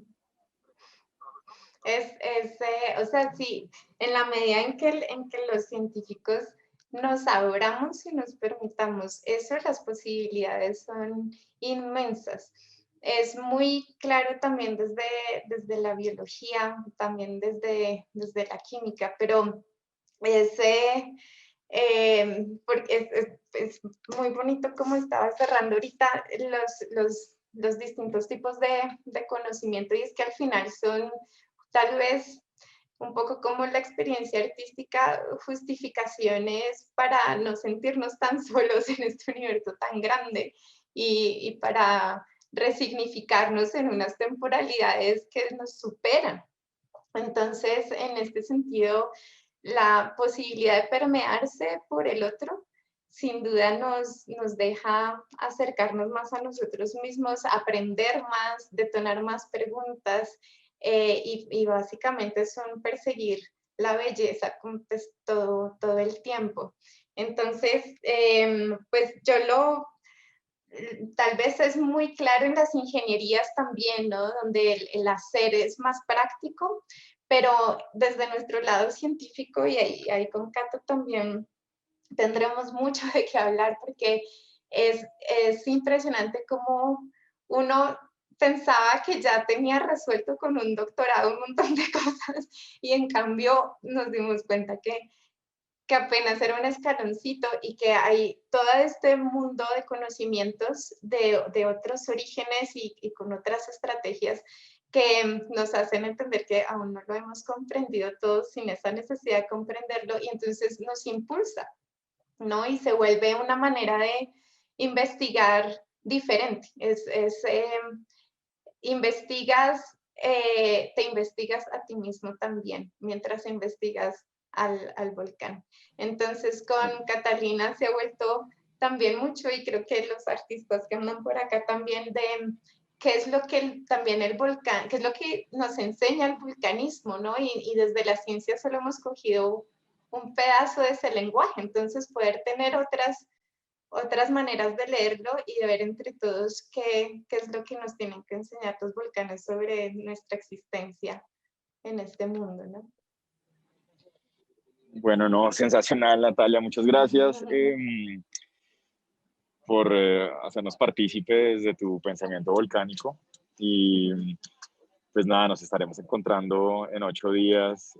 Un saludo especial también a los artistas, a los invitados e invitadas de Natalia. Fue un gusto compartir este espacio con ustedes, y abiertos para la semana entrante también para que nos acompañen. Bueno,